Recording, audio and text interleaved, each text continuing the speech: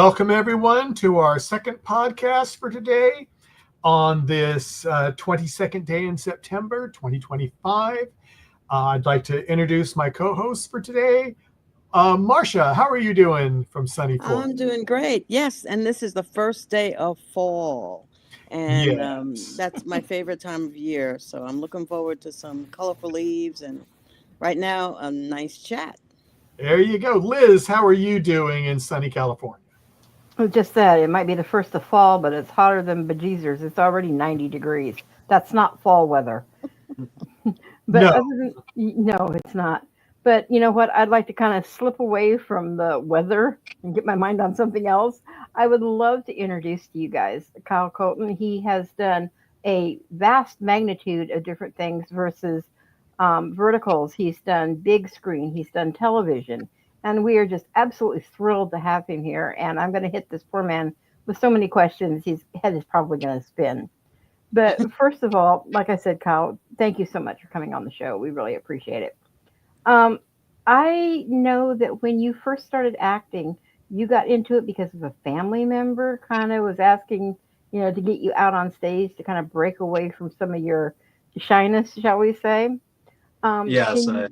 I was Yeah. very timid when I was growing up. I was the third of three boys, and I was in a big family, a lot of uh, bombastic personalities, and I was very shy. And I think my aunt suggested that I get into theater just to get out of my shell and get more confidence. And I did it, I think, from 8 years old all the way through high school, and even did theater in college. And I didn't do my first feature film until I was 16, which is still relatively young. But by that time, by the time I was doing film at 16, around the end of high school, I thought, oh, I could do this as a profession. Didn't there's some family connection with that first movie? Didn't one of your brothers kind of help you get that part? Yes, the first film that I did, my older brother Eric was the star of the film. I think he was 21 at the time, and there were flashback versions of his character at 16, and there was a different actor playing him. For whatever reason, he got into it with the director, and the director fired him. And he asked Eric, he said, "Do you have anyone that can play you as a younger version?" He said, "My brother is 5 years younger than me, so we actually were the ages really that we were playing, and I had braces at the time, so it kind of worked out really well." And in one of the flashback scenes, we were the same character at different ages. In one of the scenes, our other brother got to be in that scene with us as well. So it was a good family connection to work on that first film. Now, I know one of your brothers still acts as well, and the other one has kind of left the acting industry. Have you had a chance to work with your other brother with this on anything else going forward in your career? I've worked with Eric.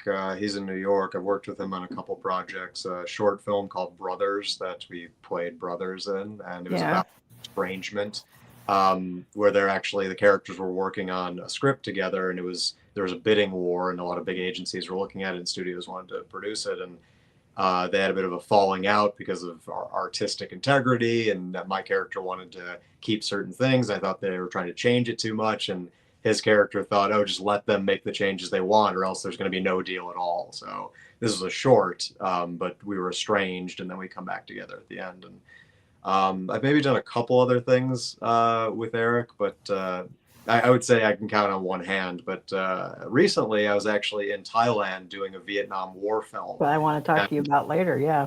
my other brother, who's a doctor now, he came to visit me because he loves Thailand, and he got to have a small role as a background player in that movie. So it came back around. It most definitely, like I said, that is definitely one of the projects that we're going to talk about later. But the other one that really wanted to talk about is I am very passionate as far as deep research to find out what really happened with certain things.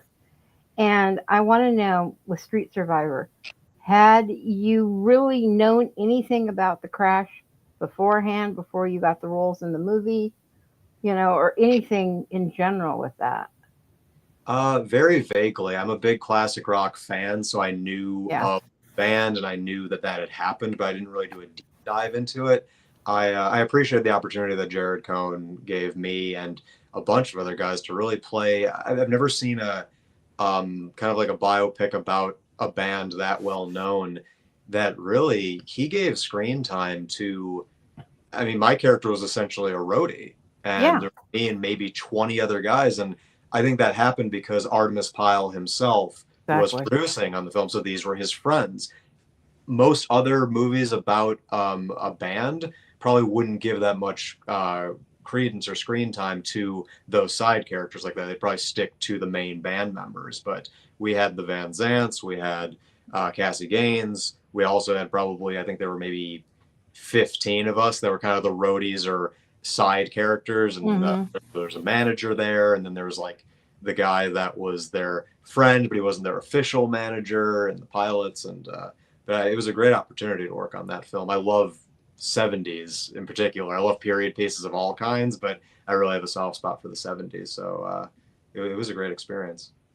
Well, there will never be another singer like Ronnie, as far as I'm concerned. But hey, um, it's like I said, in seeing that, it brought up a question. Like I had asked, were you really familiar at all with some of those integral pieces? And you said that Artemis was really in charge of making sure everybody got screen time and everything, and that's kind of Artemis's style anyway. So, before I keep blabbing with other things, I'm going to toss it to Marcia for a bit because I have a bunch more questions, but I know she's got them too. Yeah, I know Liz. I know Liz has a lot of questions for you. Thank you. Kyle, I understand that you also have a musical background and had a part in one of my favorite musicals, Bye Bye Birdie, and played Hugo, which was the Roddy McDowell screen version role. So, how did you come upon musical theater and this particular role? Oh, wow. Yeah. Bye Bye Birdie. That's a blast from the past for me. That was all the way back in middle school. I think I was doing Bye Bye Birdie. And it's interesting that I got the opportunity to play someone like Hugo because I don't get to play roles like that very often anymore. The kind of like the puppy dog type character, Yeah. the cute but not the handsome one. Like I actually had my heart set on playing Birdie instead, but it was one of those things. I'm sure a lot of other actors can relate to going up for roles against the same people and over and over again, especially in such a small environment as in school. You're going to go up against the same people over and over again. So that was kind of the start of a friendly rivalry with this actor. I forget I think his name was Dan. I don't know if he acts anymore, but we would always go up we're the similar types. So we would always go up for those kind of roles together. And for a while we would battle for roles throughout high school. And then finally, I think my final show in high school, which was The Crucible, I finally beat him out for one of the lead roles. But I liked working on Bye Bye Birdie. I don't really do musicals very often. I always tell people that of the three threats, if you will, singing is probably my least threatening threat. I'm more confident in my dancing abilities than my singing abilities, but I appreciate the opportunity to get to sing. I think I must have had a solo. That was so many years ago. I think Yes, there's a solo. he does have a solo. But I mean, I enjoyed working on that, and I worked on. I think I did State Fair with one of my brothers. He was a senior, and I was a freshman in high school, and I got to be in Joseph, the Technicolor Dreamcoat in high school. Oh yeah. But I love again, like I was saying about the Street Survivors and the Leonard Skinner movie. I love period pieces, so. Bye Bye Birdie was what, the 50s, so I think even from a young age, I must have been 12 working on that. I still loved going into a period piece. I know it was a long time ago, but when you prepare for a role that other people have done on screen, do you look at their performance in preparation for yours? I try not to. I think I mean, I'm a big movie buff, but I don't think I had seen Bye Bye Birdie in that particular instance, so I had to compare it to. I maybe had seen clips of the older adult lead characters and things, but I off the top of my head now at 36, I really don't remember watching watching the original performance to base it off. I just knew that Birdie was based off of Elvis, and honestly, I was probably more focused on like trying to audition for the Birdie character. I probably didn't even put that much preparation into the audition for Hugo. And Mm. the director at that time saw something in me, saw this Mhm. this young naivete about me, and thought that I could play an innocent character like that, which is interesting because now I usually don't play super innocent characters. I usually play anti-heroes or villains or people with a darker edge to them. So Yeah. Isn't that the truth? I've seen some of your roles, and the contrast is interesting, and I would really hope that maybe someday you would want to do some of the theater musical type again to let us see that side of you once more. Now that you're a little bit older, is that thank something you. you might like to do? I would love to go back to theater. It's just, I think in Los Angeles, it's a lot of the opportunities, they're not as financially lucrative unless you're going out for something at the Pantages or the Hmm. Geffen, and a lot of those things you need a bigger agent at that point because those are Yeah. top of the top. It's not like New York where you can do an off Broadway show for next to Mm. nothing and people are going to see it. In LA, it's theater, especially low budget or no budget or no pay, Mhm. or Mhm. it's hard to get people to see it out in LA. Mhm. And also talking about some of your other roles because you put on a great mean face, okay? And then I've seen you paid vampires and just a lot of interesting, but also another genre of mine that I love is the Western. Mm-hmm. And you were in the Wild West Chronicles, and but that kind of reminded me of one of my favorite movies, which is Tombstone. Yeah, And I've seen it way too many times. But me too. I thought maybe you might, I thought that might be something that you like Westerns. And I read that you might have liked Tombstone as well.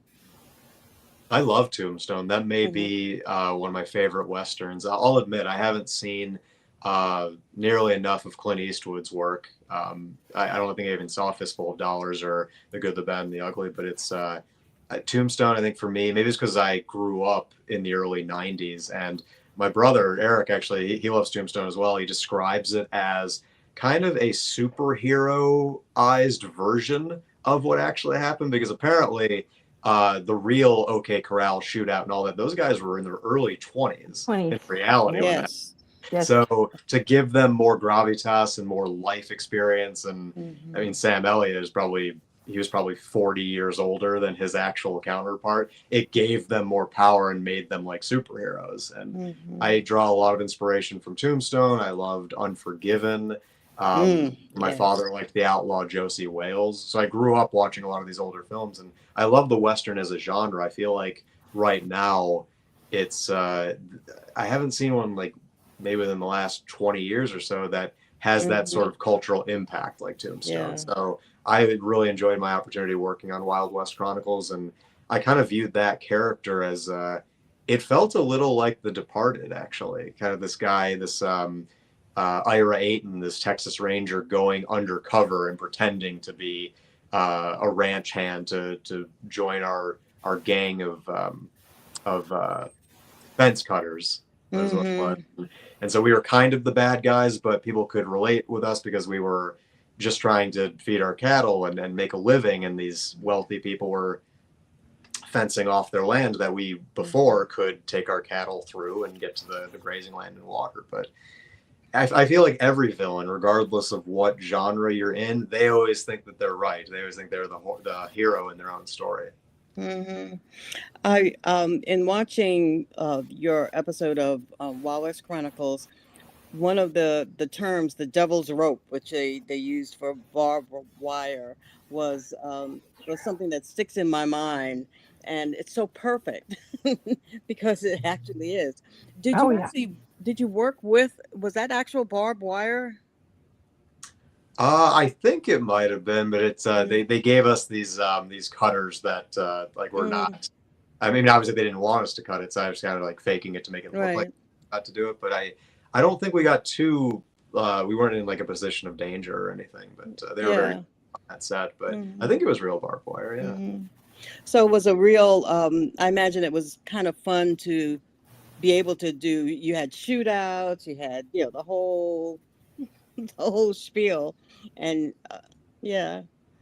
Yeah, I got to ride a horse in that one, and we had blanks going off. Everyone was safe because this was in the aftermath of what happened on the Rust set, and so everyone was very safe about it. But I think one of my favorite parts of that scene, or parts of that episode, was the explosion towards the end of the episode, and then the big reveal of him letting us know that he's actually a Texas Ranger, and just we could turn on him and kill him, but it's just I grew to have a friendship with him. It's just get out of here, and never want to see you again. And it was I liked that scene a lot. Thank you. Okay, Michael. Yeah. I have one question in the chat room, then I've got a question. But as I said, my buttons are not totally working. FLA Oracle, it might be Florida or Oracle, I'm not sure. Kyle, what is your favorite memory from Project 863? I loved Ben, but I want to know your favorite time you played him.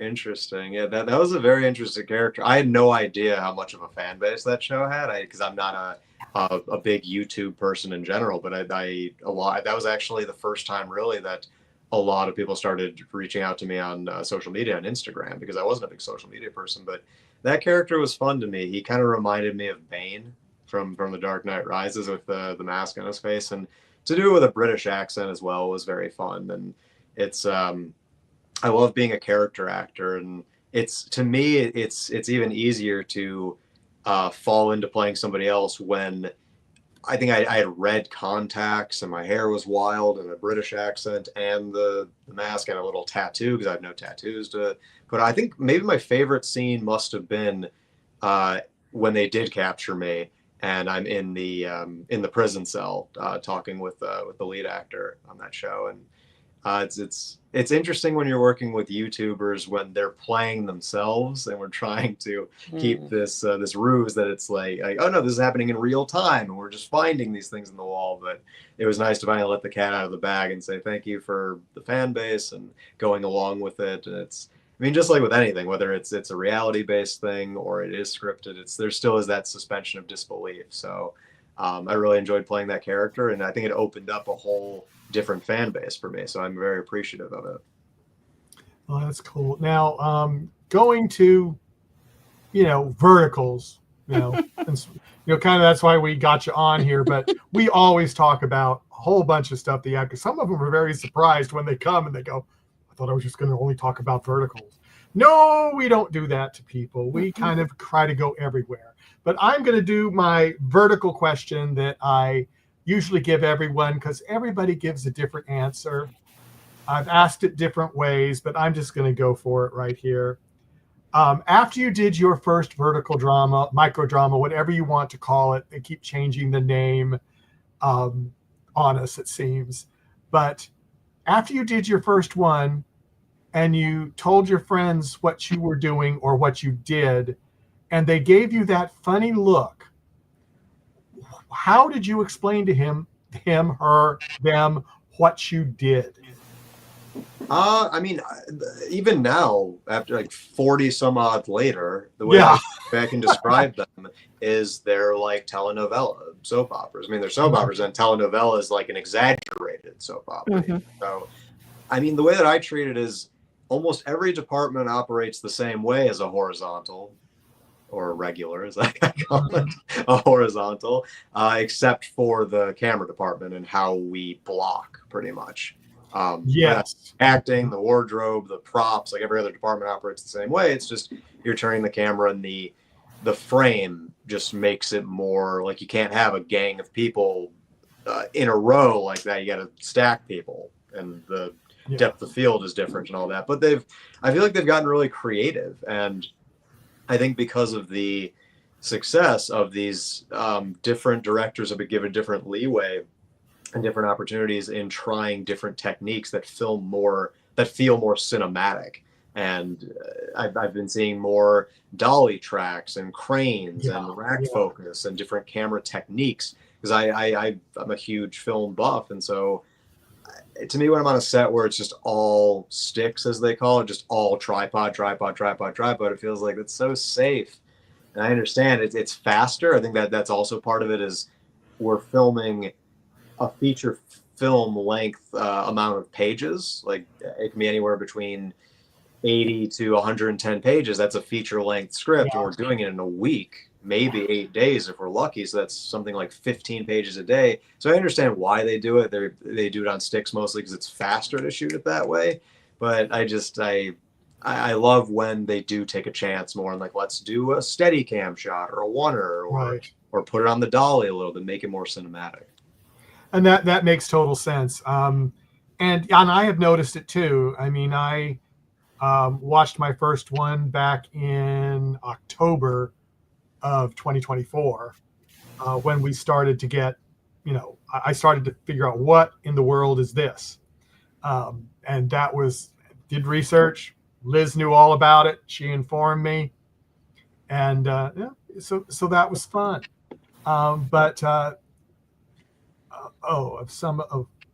Let's see. In this, he asked, FLA Oracle asked another question. Do you know the last names of some of your characters you played that we don't know the last names are, or is it as good a guess for you as it is ours? Example: Jim from Hellbound. Oh, I'm glad. So this question is just for anything that I've done. Anything, yeah. I guess, and we know it's been a while. I almost didn't put that up because I don't like to put the actors on trial to remember all the things that they have done because it's not easy. Well, in that case in particular, Hellbound is really, it has a soft spot in my heart because I saw Easy Rider when I was 14. My father rides motorcycles, and so growing up, I would ride on the back with him. And so I saw Easy Rider from 1969 when I was 14. And my immediate thought after I saw it was, I would love to be in a movie like that. And I got that opportunity. God was great to give me the opportunity to be in a movie just like that. I mean, heavily inspired. I always tell people that Hellbound was essentially Easy Rider if it was a black and white horror film, is what it is.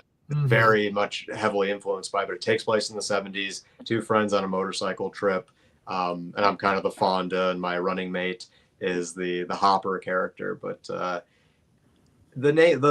answer their question about the last name, for some reason Sturgis comes to mind. I don't know if I consciously made that decision or just something about, like, I think my father went to the motorcycle. I don't know if it was a rally in Sturgis. The rallies in Sturgis, yeah. Yeah, I think for some reason it came up because we never say my last name in the movie, but for some reason Sturgis comes to mind for that character. But for the most part, in any project I work on, if it's not brought up in the dialogue and it's not like because sometimes it's a plot point. Like sometimes in these verticals, especially, it's a major plot point of like, oh, okay, these are siblings. This is their father. This is their mother. And sometimes there's mistaken identity. So the last name is very important.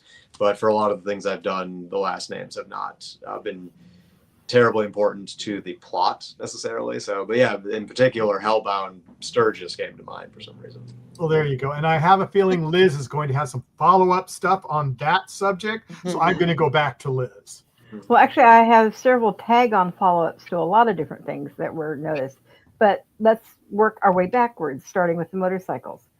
I know you ride. I know you have motorcycles. What is your favorite? A Harley, a Triumph, or something else? And what was your best ride? I've actually only ever owned a Honda Rebel. That's the only bike I've ever owned. My father had Harleys growing up. I think he still has a Harley. Maybe he has a BMW as well. But I think I have a soft spot for Harley, and I like the Triumph as well. I think when it comes to vehicles in general, whether it's cars or motorcycle or a plane or what have you, I like older things. I like things that are rare. I've never driven one before, but on my vision board, I would like to have a Dodge Viper at some point.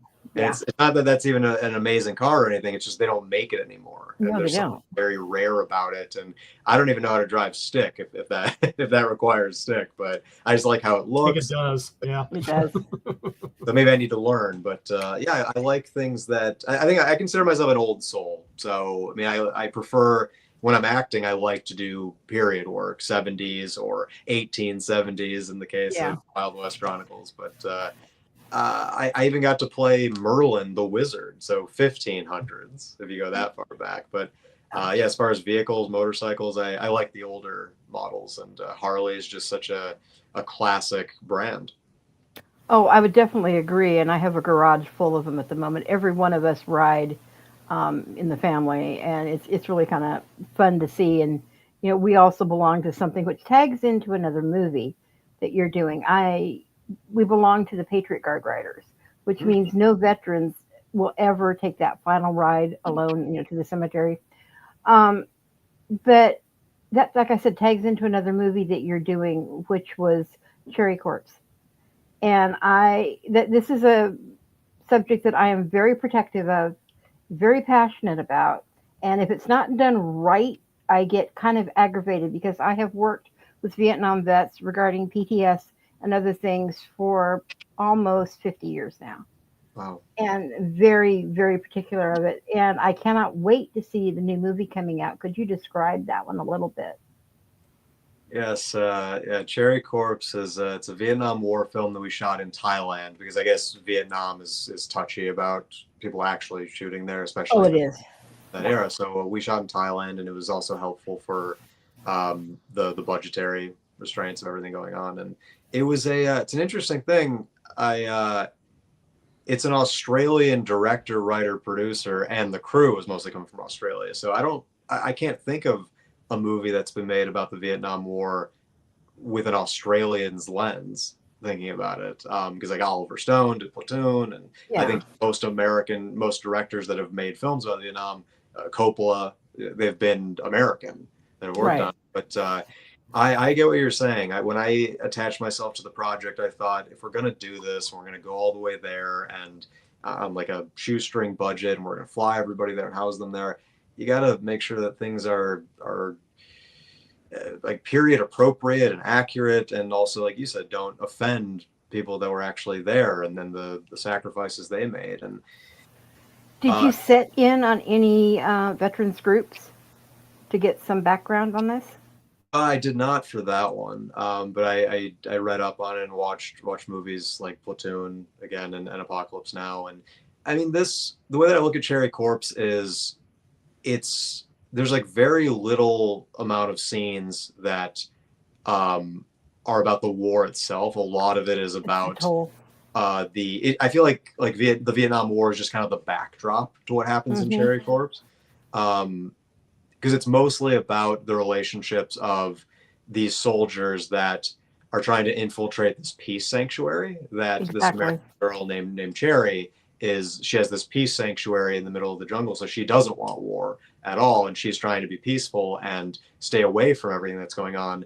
And these two nurses end up kind of going AWOL and then abandoning their post to go to this peace sanctuary, and these three soldiers end up going there because the platoon leader, who's kind of the villain of the movie a little bit. I won't go too much into it, but he's very much anti anything that has to do with he's very much against the Vietnamese and just like very. There's kind of a lot of racist dialogue going on. Just very, very against the Vietnamese people in general. So he views this peace sanctuary as subverting their mission in Vietnam, if you will, and like just talking badly about the troops, and that's how he views it. So he convinces us to go to this peace sanctuary and try to dismantle what she's doing there and take her back to CIA headquarters, pretty much.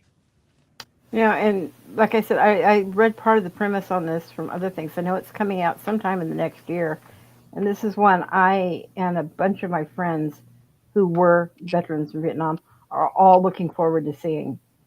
So it will definitely be something to watch.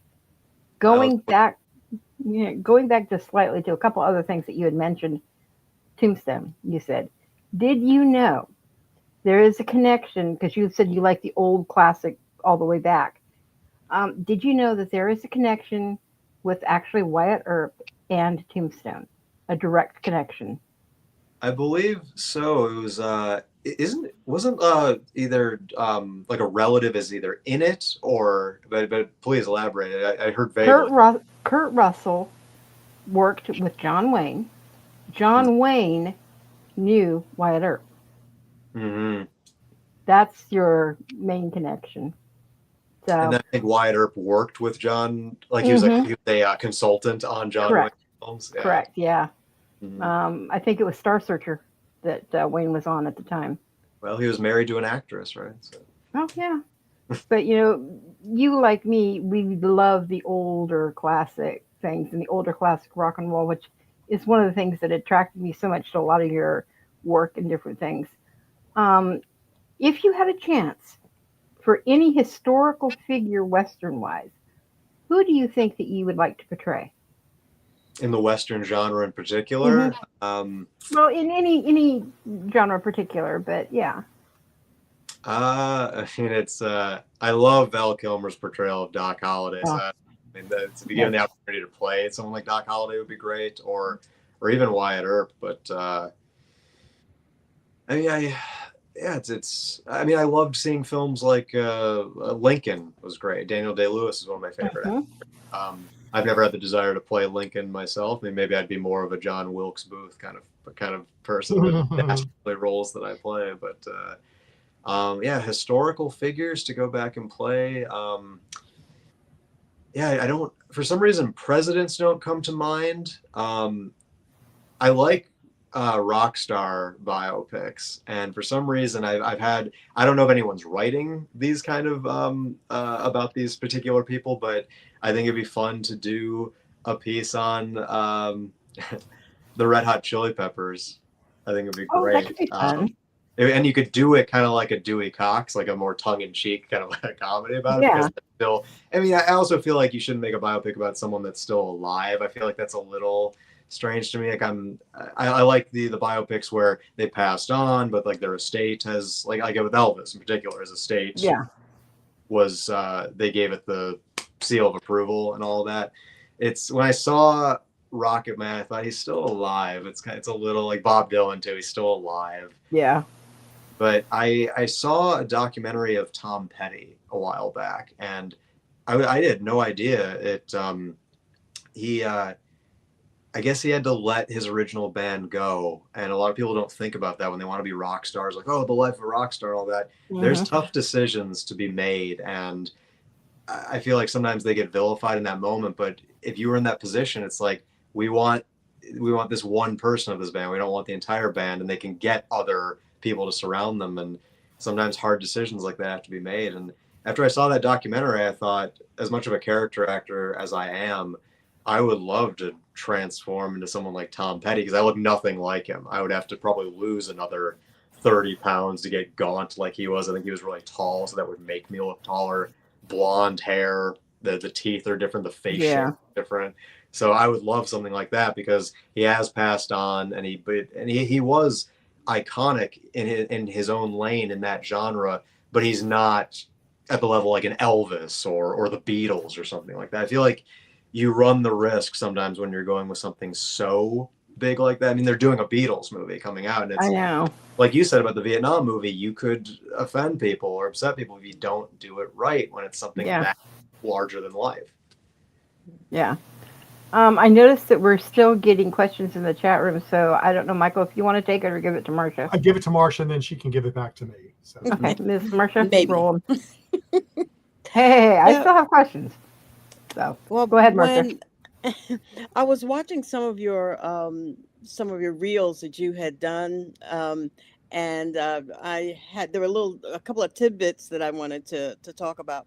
One was in Little Angel, where you play a vampire. Oh my gosh, horror is not my genre, but when you're playing a role like that is so graphic, how do you approach that from your inside and yeah, because you're blood and you're slitting throats and Well, the actual like the technical aspect of shooting it, it's not real. So it's yeah.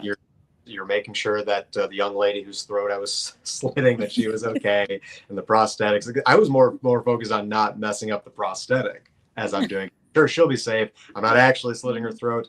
I'm pretty good when it comes to getting close and making it look like there's contact, even in a fight sequence. I mean, with camera angles and things, you can be a foot away. You've seen in the verticals, you can be a foot away and your fist is nowhere near that person. The slap is nowhere near them, and you know that they're safe. It's on them to react. A similar thing with slicing a throat or stabbing somebody, or when there's a weapon involved and blood and prosthetics and all that. It's really on the victim, as they say, to sell the attack more than the person doing the attacking. I mean, you have to sell the amount of force that you're giving it so it looks real, but it's really on the victim to sell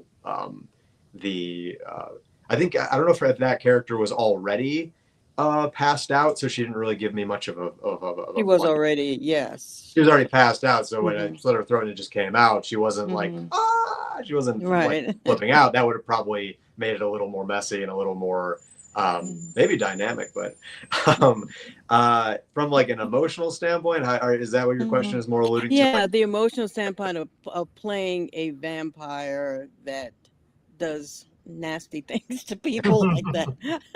Well, just like the villain thing that I said before, of just in their mind, I'm not a villain. That's just, it's how I need to survive, and their food. It's, you have to look at it from if I don't drink blood, then I'll die. So these people are, like, they're collateral damage, but it's probably the same way that a lion looks at a gazelle. It's, the lion doesn't consider themselves a villain. It's just, that's the circle of life. And who knows? We didn't really get into the backstory of those young ladies, but maybe they were involved in nefarious acts. Who knows? Maybe they weren't innocent. But in that particular project, because I played more diabolical werewolves and villains that are just like, they're more black and white, villain versus hero. The way I look at that little angel is kind of like the question about the Vietnam War film. Like us being vampires in that project, I feel like was just the backdrop. To me, the more important thing was, this was about three brothers that had gotten estranged from each other, or not even estranged, just separated from each other, because the storyline with that was we hadn't seen each other since 1906 in the San Francisco quake. So for me, I played it more like that was more important to me, is reconnecting with my younger brother. And it's very interesting with a vampire film, just like Interview with a Vampire. Yes, he's a little boy.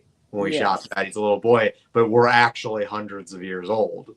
That, or not, or almost 100, because I think the storyline was maybe we became vampires around the 1906 quake, so we are around 100 years old, or at least that. So he's, in his mind, the little boy, little angel, he's probably actually in his 70s or something like that. So I've always found that kind of element of vampire movies very interesting. I think Let the Right One In, or the one with Chloe Grace Moretz, that was a similar thing. Like, she met the person playing her father, she met him when he was a little boy. And now he's grown and she couldn't. So I looked at it more as a family drama that just happened to be a vampire movie. Interesting. And also the working with a child in that kind of a film, did you notice any extra care being taken toward his psyche or his involvement in the role? Well, I mean, his mother was there on set, and he seemed fine. I think he was 12. I think it would have been different if he was younger than 12. I mean, there's so much violence and things that they can see on social media and on YouTube. That's true. Video games, whatever. Yeah, video game. I think at 12 he was fine. I think he had seen much worse than what we were portraying as well by that point. I mean, when I was growing up, when I grew up, I remember seeing Nightmare on Elm Street around his age, and to me that was graphic, and now you look back and that's considered camp now. Yeah. So another part of a reel that I saw, and it didn't say the title of the piece, but you were in a car with a guy was driving, and you were in the passenger seat, and there were two young ladies in the back, and you were playing with a paper fortune teller. And I connected with that because I make those paper fortune tellers all the time. I learned in grade school, and I just do them and I just give them to people. And then I have this challenge I do. I try to make it as tiny as possible. So I've made this tiny little. So do you remember what that project was so I can look further at that? Mm-hmm. I do. You should absolutely look it up. That was called Destination Marfa, and we shot that in Marfa, Texas for a little bit. It was in Marfa, Texas. We also shot in Plainview and I want to say something with an L. I forgot what the other Lockney, maybe Lockney, Texas, but this was West Texas, and it was a very interesting project. I had never heard of the Marfa lights, so that was a big piece of the plot of that movie. Is apparently there's these orbs that glow off in the distance off the highway in Marfa, Texas, and they're different colors, and people think they're aliens. People think they're like spiritual things, but no one can explain them. They've sent drones out there, and even at night, because you can only see them at night, really. But there are these colorful little orbs out there, and so there was a spiritual element to this film. And that particular scene, I think, was towards the opening of the movie. And we were supposed to be college kids coming back from a chili cook-off in Turalingua, I think was the backstory on that. And we're on this road trip and we're college friends. And we end up stopping off in Marfa, and it has this strange kind of Lynchian element to it when we get to this, when we get to Marfa, Texas. And it was one of the last films that, why is his name escaping me right now? Tony Todd. Tony, oh yes. He played the mayor of Marfa in this film, and we also had Stelio Savante. He's a wonderful South African actor. He's the hitchhiker in it that we pick up, and Tony Todd was in it, and so a bit of the college kids that we were playing. We're all relatively unknown. I think Tracy plays. She was the brunette in the back behind. I think she has some bigger television credits, but it was great to work with all of them. I think Brittany, it was her first feature film she had ever done, and she was a local, and I flew in from LA to work on that, and I remember being I think I was 30 playing 22, so that was an interesting project. But I think it was June in Texas, so that was nice to work there. But I love location work. I've lived in LA for almost 15 years, and a lot of my favorite projects have taken me out of LA, like in Texas, or Hellbound was in Atlanta. My first feature film, Alicia's Dream, was in Mexico City. Cherry Corpse is in Thailand. I did another film called You Are Here, where I played Jesus, and that was shot in Malaysia. You have done so many, a variety of roles. I mean, you almost every genre I can think of. What a gift that you have been able to give us, and for yourself too, to be able to expand musicals. I mean, just amazing. So when you first get a script, and maybe I'm looking at verticals maybe here, but others too, what is the first thing? What are the first things that you do when you get a script?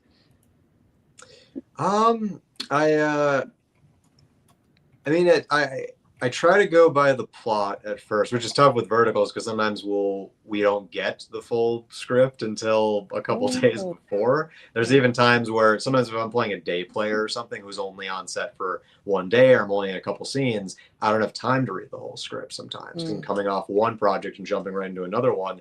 And I would like to read the whole script because sometimes you never know. There may be something that was said about my character or something that was said about a character in the scene with me that, would have been nice to know that about this character before I went into a scene. But sometimes we don't have time. Sometimes they literally will give you the script a day before and you don't have time to read the whole script. But I do look, I'll admit, I do look to see how many scenes I'm in and how much dialogue and everything that I have going on. But I try to look for an arc if possible. Like if I'm deciding between two projects, I'm trying to think, does my character have an arc or do they kind of stay the same? Like sometimes the 40 plus verticals that I've done, I've maybe gotten to be more of a meatier supporting or starring role, maybe 10 of those 40 plus. A lot of the times I've been in one scene. I'm a thug, or I'm in one scene, or I'm a sleazy CEO guy that's only in one scene and then you never see him again. So it's like it's hard to have an arc when you only have one scene. maybe you start out as someone that's aggressive or assaulting a young woman, unfortunately, in a scene, and then the hero comes in and gives him his comeuppance. So that's the little arc that I have in that scene. And I try to I love what Samuel L. Jackson says about always try to find the dark in the light characters and try to find the light in the dark characters. There is a tendency sometimes with the verticals to have the characters be a little one-dimensional, a little flat. So I try to find, even if I'm playing a villain, if you will, I try to find something light about them, or something that's redeemable or likable about them.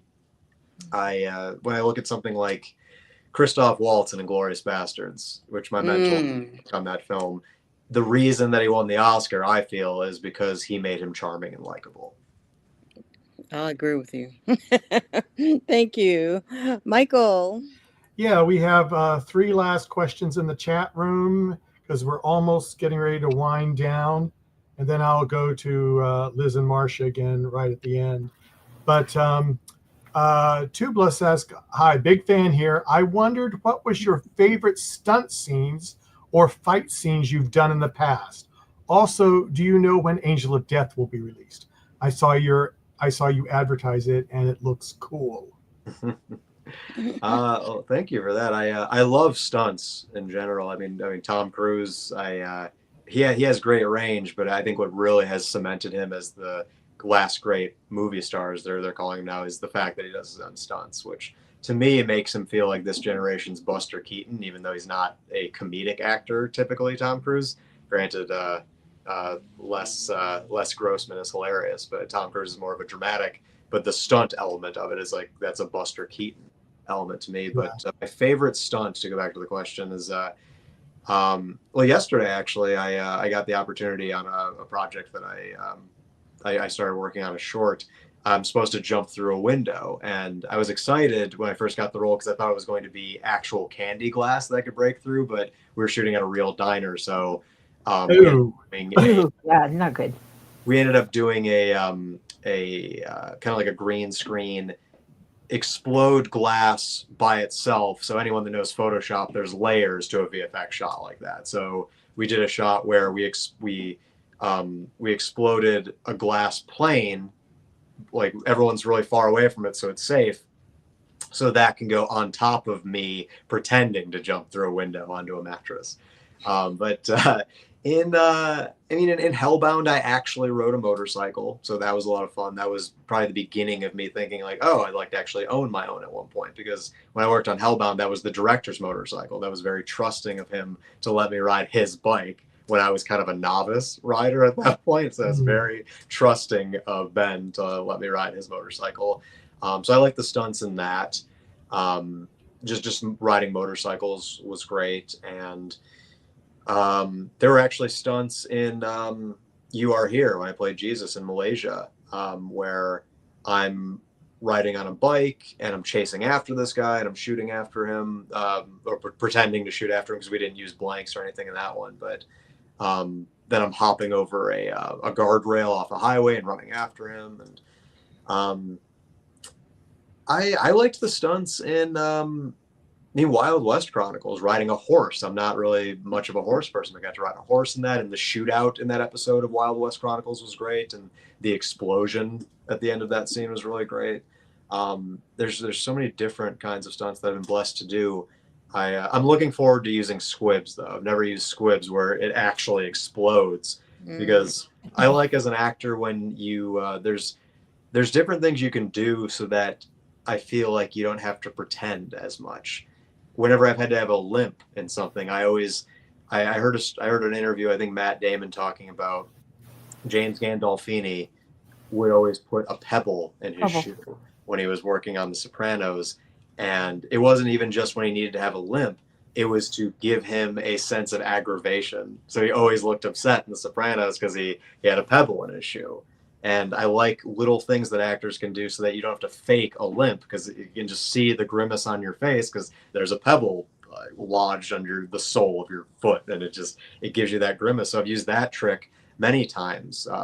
Marlon Brando, I think, would put ice packs underneath Mm. his hospital bed when he had to Yep. have a dying scene. So he would have that sensation of feeling cold because supposedly when you're dying, you feel the sense of the blood going out of you, and you have the sense of feeling cold. So you don't have to fake it. I will admit, when I've played drunken scenes, I have had a couple drinks here and there because I like to not fake it. So there's different things. But you didn't go Martin Sheen level, I hope. No, not like Apocalypse Now. I didn't get to the point where I'm smashing the mirror and actually.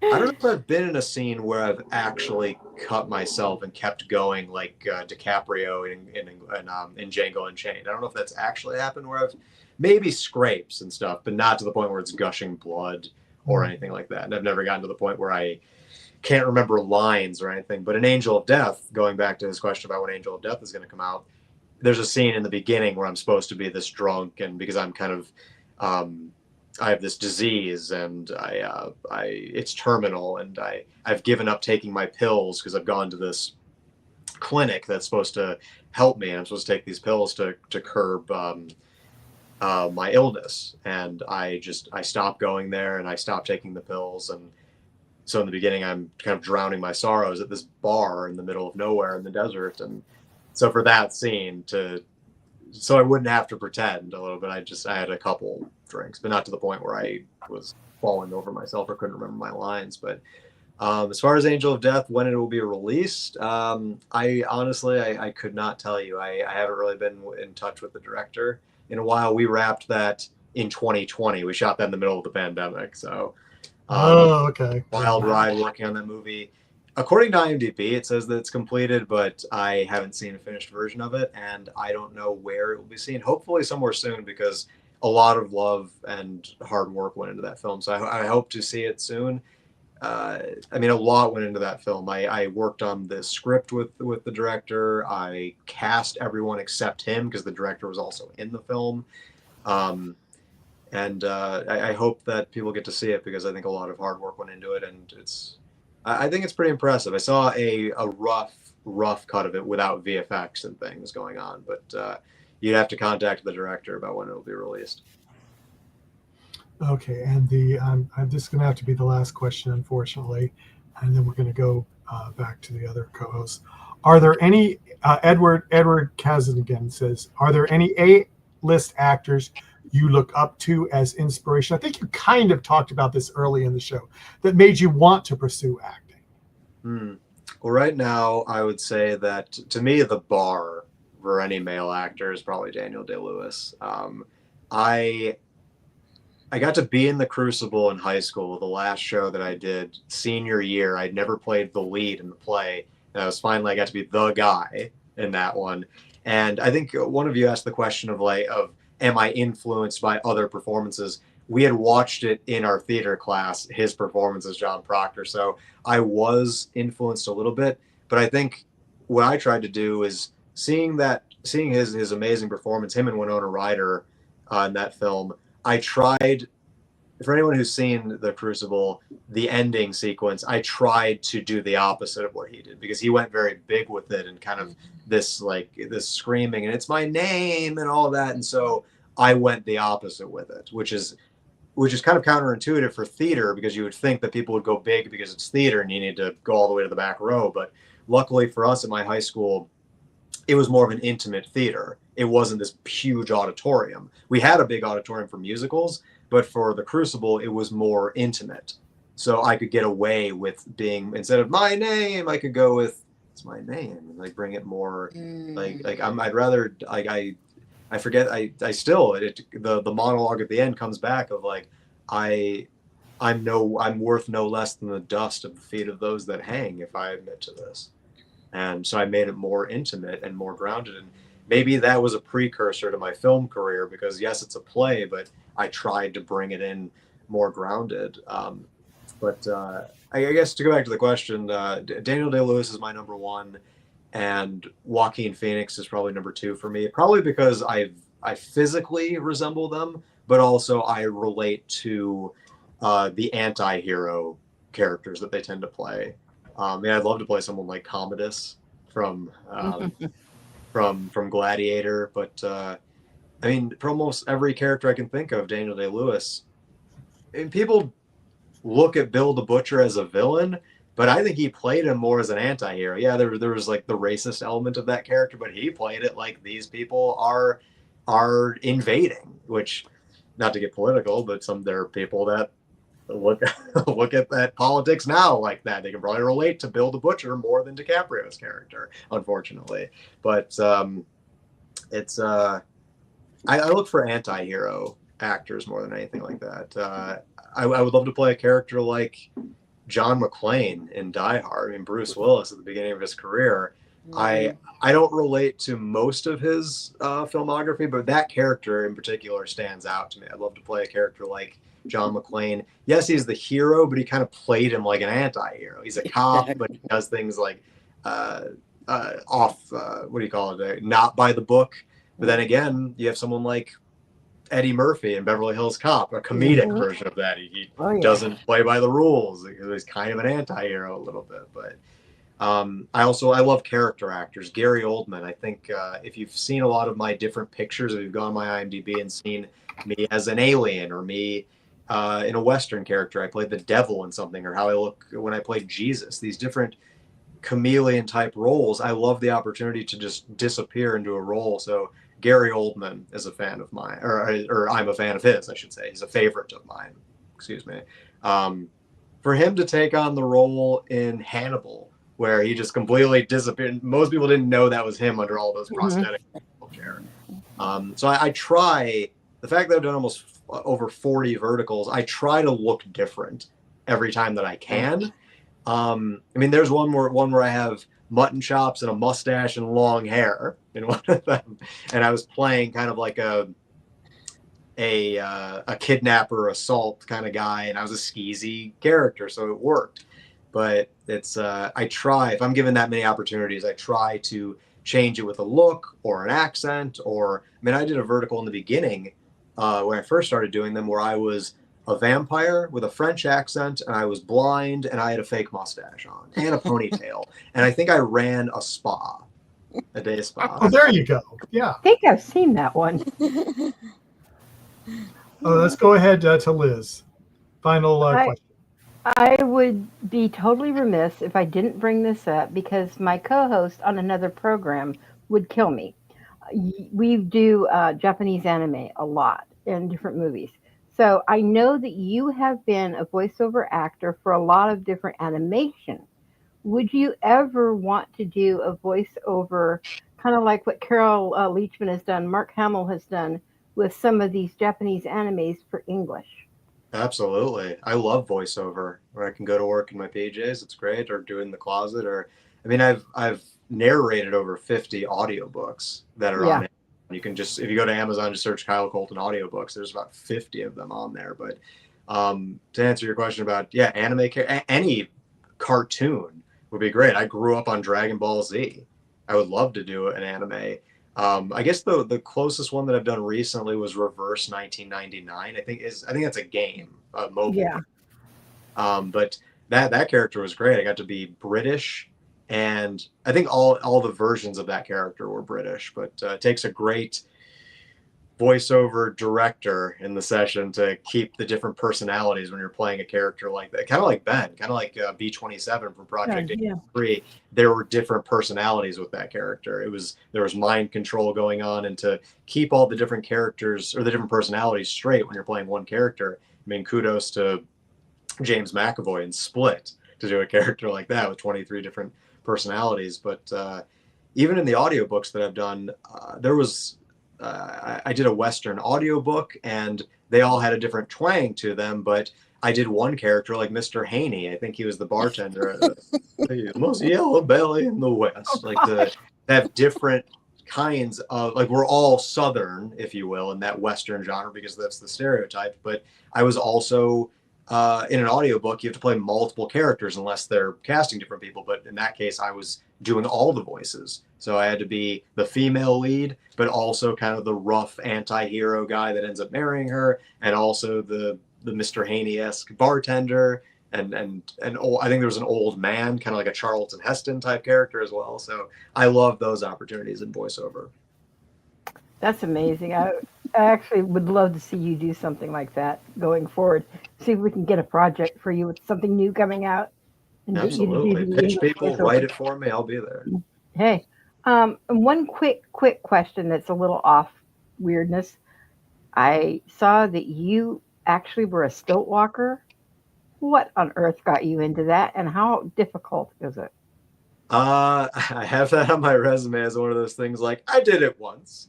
Yeah. So I can do it again. I wouldn't say like I'm a professional stilt walker. I did it once in As You Like It in college. And I'm not a big Shakespeare fan, but it was one of those like to me it was a bucket list item. Like I'm an actor, I should do at least one Shakespeare. I'm not a big fan of Shakespeare. But in that case, we were doing As You Like It, and the director decided to do all of the people in the forest were circus folk. So the whole theme, once she gets out of the high court, the high buttoned up and stuffy, and you can get your head cut off for sneezing kind of energy of the court, everyone was very much like buttoned up and prim and proper in the high court. Once she goes into the forest, we're all circus folk. So I forget the character's name. Jacques, he was a clown, and his girlfriend. I think the actress that played his girlfriend character was an acrobat, and and I think we kind of did a double cast sort of thing. So I was a lord in the stuffy court, but then I was also a stilt walker out in the woods. So I had like different wardrobe to play those characters, and we kind of did like a double cast thing where people that were in the high court were also jesters and circus folk out in the woods. So I learned how to stilt walk for that show, and that was probably 2010. So I wasn't walking on just straight up wood with the pegs. This was a Yeah. legit. These were the metal, the newer ones now that have some bounce to them. Bounce to They it. had Yeah. some Okay. some shock absorbing to them, and they almost have feet on them. It's not just a stick; it has an actual foot on it, like on the bottom. So it had an arch to it. So there's some bounce to it. So it's a lot safer than just a wood stilt. And I think there's a photo of me somewhere. I don't know if it's on Facebook of doing it, but I had mutton chops in that, and I had a big hat and a vest and long pants, obviously, to have the stilts going on. But Yeah. it was fun. I would love to do it again. That'd be cool. And then to just wrap up with me, I just wanted to say thank you so much for doing this. I mean, we really, really enjoyed talking to you and covering some of these things, like I said, that are kind of my passions and different things. And you just, like I said, that's what attracted me to a lot of your work is you do so many of the things that I enjoy, greatly. So we really do appreciate you being here. Thank you. I appreciate you having me. I appreciate you appreciating my work. I mean, without fans and people watching the projects, then what are you doing it for? We're trying to inspire people and uplift and give maybe an escape from what's going on. Marsha, I'm going to throw it to you for one final question. You mentioned, Kyle, how you like to change and be a chameleon in a lot of your roles. Well, you're really successful because sometimes I would go in and look for you and I'm like, where the heck is he? And I have to go back and check, okay, what is his name and what is he supposed to be doing? And so you're really successful at doing that. And also you have done so many verticals at this point that you are probably in a really good position to help us see where vertical content might be going. And I'd like your thoughts on that. Thank you. I wasn't there from the very beginning. I've heard because a lot of the people that I worked with were, as they call them, the OG actors, what I call the ones and twos on the call sheets, the leading men and the leading ladies that have been there since the beginning. I heard that they started in 22. I started in fall of 23. And I mean, it was a little rough in the beginning. The quality has gotten better. I think as people have seen how lucrative it is financially, because I think it's $1 billion industry at this point. Oh, yeah. The quality has gotten better. There's still, I feel like a lot of the scripts are still using the same tropes over and over again, but there are definitely people that are pushing the envelope. And there's actually been some actors that are leading men and leading ladies of these verticals that have gotten to the point where they have some leverage with the apps because they know how popular they are, that they're writing and pitching their own projects. Mm-hmm. And I've seen some of the genres expand a little bit away from just the CEO billionaires and just the werewolves and just the verticals. There have been some horror verticals that I've seen breakdowns Yes, for. I would love to see some sci-fi ones that take place out in space. I mean, why can't there be a Captain Kirk type character or a Star-Lord type character falling in love with a still beautiful but green Gamora type character? Paint your leading lady green. Why not? Or there can be a love triangle with a blue lady as well. But that's crossing into Captain Harlock territory there. I personally would love to see some of the tropes go away. Like there don't need to be quite as many slaps. You can still have violence. Yeah. I've been in verticals where there's kind of a gangster element. The mafia one is the other one that I didn't mention because I've done some mafia ones as well. People seem to have no problem with the bad guy getting shot. They have no problem with that kind of violence. I think where it goes into what I call torture porn is a little bit where the damsel in distress, if you will, they're like focusing more on the torture element of it, the pouring wine on them or food on them. Or I worked on one where the female lead is pregnant and she's being whipped in it, and it's just you don't need stuff like that. They can be in danger. They can even have verbal what do you call it? Like people throwing verbal assaults at them, but the physical stuff I think is a little overkill. And you got to question why there's an audience for that particular kind of thing. I don't know if people are repressed or what's going on, but I hope in the future that there's less focus on the physical violence. I mean, use your words, make these characters more intelligent. If you're gonna, I would rather have a good shouting match going on, something like A Few Good Men, like, you snotty little bastard. Like, that's great. Those kind of war of words going back and forth. That's more intelligent. I think the audience has more intelligence than maybe some of the apps are giving them credit for. I would rather see verbal barbs going back and forth than physical assault, especially on someone who's defenseless and making them more of a victim. I've talked to a lot of the female leads. I think they're more focused on getting more female leads with their own agency and their own power and not making themselves damsels in distress. I like the ones where the female lead saved the male lead. Why can't that happen? It happened in Wonder Woman. She saved Chris Pine. More of that could happen. It would be nice to see a vertical that doesn't have a forced love triangle or a forced love element at all. Can't these people just be friends? And I like projects like that in general. I tried to push that a little bit. And when I worked on Angel of Death, there was this whole scene that we had where the director wanted the kiss. Like, he wanted the hallmark moment, even though this was a sci-fi horror film. He wanted there to be that, like, oh, well, you gotta kiss her. You're the leading man and you're saving her. And I wanted to treat it more like maybe I'm just trying to save my fellow human being, not just my love interest here. Because I like projects that have more of a gray area that's not just black and white. There doesn't have to be a wedding at the end. I've seen some where I think I worked in the first vertical that had to do with two male leads that fell in love.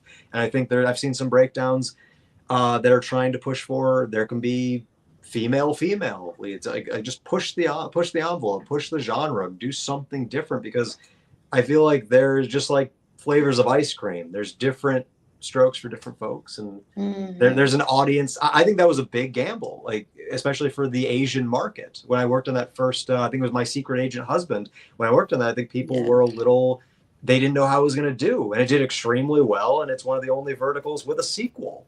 That rarely I know. Sequels, so we got a sequel. Surprise. I personally would love to see a Casablanca type noir vertical. I've never seen a black and white one. And I always joke with people that in vertical world, I'm like Bogart attractive. I'm not 6'2", 8-pack, like long flowing hair kind of thing. The highest I usually get on those call sheets is like the main villain usually, or like just under the leads kind of thing. So, but I'd be happy to play like a Humphrey Bogart type guy that, And I feel like a story like that too would lend itself to the vertical world, because some of the dialogue is stilted because it's 1940s. It's very like all the gin joints and all the world she comes into mind. Like that would work with the kind of performances that can be stilted in these verticals and the language. And I think the hats would be great. The 1940s cars would be great. Plus it'd be different. I've just never seen a every now and again I see a breakdown for a period one that takes place in the 40s or 1800s if it's a werewolf thing and they're going to flashbacks and all that. But I've never seen a 40s one. I've never seen the fedoras and the from that era, and I've certainly never seen a black and white one. Mm-hmm. Well, again, I'm going to echo Liz, and I'm sure Michael, thank you so much. And in fact, we probably have a lot more we can talk about. Oh, yeah. So hopefully maybe you'll come back again and see us. And just one last thing is, I'm your Huckleberry. It's actually I've heard it's Hucklebearer. Actually, he's just with his accent it sounds like Barry, but it's Bearer. Okay, thank you. You're welcome. Yeah, because the Paul on the casket, they call the pallbearer, they called it a huckle. Yep. I'm your Hucklebearer. Cool. Thank you. Thank you. Yeah, and Kyle, thank you so much for coming.